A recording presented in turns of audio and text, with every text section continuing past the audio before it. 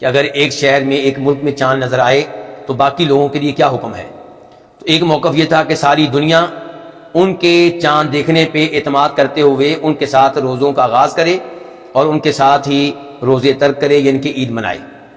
اور دوسرا موقف یہ تھا کہ نہیں، ہر شہر کی، ہر ملک کی اپنی رویت ہے، اپنے شہر اپنے ملک میں چاند نظر آئے تو روزے رکھیں ورنہ نہ رکھیں، یعنی کہ 29 دن گزر چکے شعبان کے، چاند نظر آئے تو روزوں کا آغاز کر لیں ورنہ شعبان کے 30 دن مکمل کر لیں۔ اور امام شافعی نے کیا کہا تھا کہ تفصیل ہے، جن جن ممالک کا مطلع ایک ہے تو ان ممالک میں سے کسی بھی ملک میں چاند نظر آ جائے تو دوسرے وہ ممالک جن کا مطلع اس ملک کے ساتھ ملتا ہے وہ روزوں کا آغاز کر دیں، اور جن کا مطلع مختلف ہے وہ ان کی رویت پہ اعتماد نہیں کریں گے۔ تو اب سوال یہ ہو رہا تھا کہ ان تین اقوال میں سے راجح کون سا ہے؟ تو میں یہ بتا رہا تھا کہ پہلا تو بالکل کمزور موقف ہے، یہ کہ جناب مکہ میں چاند نظر آئے تو ساری دنیا کے مسلمان اس کے اوپر اعتماد کرتے ہوئے روزوں کا آغاز کر دیں، اور جب وہاں پہ عید کا چاند نظر آئے تو ان کے اوپر اعتماد کرتے ہوئے عید منائیں اور روزے ترک کر دیں۔ یہ قول انتہائی کمزور قول ہے۔ جیسے نمازوں کے اوقات میں ہم مکہ مدینہ پہ اعتماد نہیں کرتے، کیا ہم زور کی نماز اپنے ملک میں اس وقت پڑھتے ہیں جب مکہ میں پڑھی جا رہی ہوتی ہے؟ نہیں، اور یہ موقف کسی کا بھی نہیں، کوئی بھی نہیں کہتا کہ زور کی نماز مکہ والوں کے ساتھ پڑھو، فجر کی نماز مکہ والوں کے ساتھ پڑھو، اور روزہ افطار کرو اس وقت جب وہاں پہ افطاری ہو جائے، یہ موقف کسی کا بھی نہیں۔ تو جیسے وہاں پہ نہیں ایسے یہاں پہ بھی نہیں ہوگا۔ مسلمان ممالک تقسیم ہو چکے ہیں، پہلے اسلامی سلطنت ایک ہوا کرتی تھی، اب کیا ہے، پاکستان میں ایک حکومت ہے، انڈونیشیا میں تیسری حکومت ہے، مصر میں کوئی اور حکومت ہے، شام میں کوئی اور حکومت ہے، عراق میں کوئی اور حکومت ہے۔ تو اب یہ بھی ایک بہت بڑا مسئلہ ہے۔ تو اگر آپ کے ملک کی حکومت اعلان کر دیتی ہے کہ ہمارے یہاں پہ چاند نظر آ گیا ہے تو آپ ان کے اوپر اعتماد کرتے ہوئے رمضان کا آغاز کر دیں، یا آپ کے ملک کی حکومت یہ اعلان کرتی ہے کہ ہمارے یہاں تو چاند نظر نہیں آیا لیکن ہمارا پڑوسی ملک جن کا مطلع ہمارے ساتھ ایک ہی ہے وہاں پہ چاند نظر آ چکا ہے، اس لیے ان کی رویت پہ اعتماد کرتے ہوئے ہم رمضان کا آغاز کر رہے ہیں، تو آپ بھی رمضان کا آغاز کر دیں گے۔ اس حدیث سے کیا کیا مسائل معلوم ہوئے؟ نمبر 1 کہ رمضان کے روزوں کا تعلق چاند دیکھ لینے سے ہے، چاہے اکثریت چاند دیکھ لے یا چند لوگ چاند دیکھ لیں، یعنی کہ اس میں حساب کتاب پہ اعتماد نہیں کیا جائے گا، یعنی کہ وہ لوگ جو چاند سورج ستاروں کی امور کی معرفت رکھتے ہیں وہ یہ دعویٰ کر دیں کہ ہمارا علم یہ کہتا ہے کہ کل رمضان کی پہلی تاریخ ہے، اگرچہ چاند نظر نہیں آیا تو ان کی بات پہ اعتماد نہیں کیا جائے گا، چاند دیکھنے پہ اعتماد کیا جائے گا، چاہے چاند بہت زیادہ لوگ دیکھ لیں چاہے کچھ دیکھ لیں، کچھ کتنے لوگ، صحیح بات یہ کہ ایک آدمی ہو با اعتماد، جس کو عادل کہتے ہیں، فاسق و فاجر نہ ہو، کبیرہ گناہوں کا ارتکاب کرنے والا نہ ہو، فرائض و واجبات کو ترک کرنے والا نہ ہو، بے نماز نہ ہو، روزے ترک کرنے والا نہ ہو، زکوٰۃ ترک کرنے والا نہ ہو، عادل آدمی ہے، سچ بولنے والا ہے، معاشرے میں معروف ہے کہ یہ سچ کہتا ہے، جھوٹ بولنے والا شخص نہیں ہے، ایک آدمی بھی کہہ دے کہ میں نے چاند دیکھا ہے تو اس کی بات پہ یقین کرتے ہوئے حکومت کو چاہیے کہ اعلان کر دے کہ رمضان کا آغاز ہو چکا ہے اور کل روزہ رکھا جائے گا۔ کیا دلیل ہے اس بارے میں؟ دلیل یہ حدیث ہے جسے امام ابو داؤد نے روایت کیا ہے، نمبر ہے 2342 2342۔ عبداللہ بن عمر کہتے ہیں رضی اللہ تعالیٰ عنہما کہ لوگوں نے رمضان کا چاند دیکھا، یہ کہ دیکھتے رہے لیکن نظر ان کو نہیں آیا، فرأیت تو میں نے دیکھ لیا، تو فاخبرت رسول اللہ صلی اللہ علیہ وسلم، میں نے یہ بات بتائی نبی علیہ الصلوۃ والسلام کو، فصام، تو آپ نے رمضان کا روزہ رکھا، وامر الناس بصیامہ، اور لوگوں کو بھی رمضان کا روزہ رکھنے کا حکم دیا۔ اور جہاں تک تعلق ہے رمضان کے روزوں کے اختتام کا کہ 29 رمضان کو رمضان کے اختتام کا اعلان کر دیا جائے گا یا 30 دن پورے کیے جائیں گے، تو وہاں پہ بھی یہی صورتحال ہے کہ اگر 29 روزوں کے بعد چاند نظر آ جائے تو اس کا مطلب یہ کہ شوال شروع ہو چکا اور اگلے دن عید ہوگی، اور اگر چاند نظر نہ آئے بادلوں کی وجہ سے تو پھر رمضان کے 30 دن پورے کیے جائیں گے۔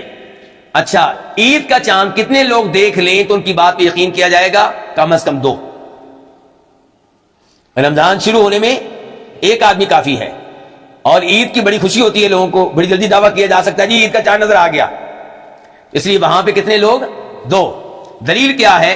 دلیل اس بارے میں بھی حدیث ہے جسے امام احمد اور امام نسائی روایت کرتے ہیں.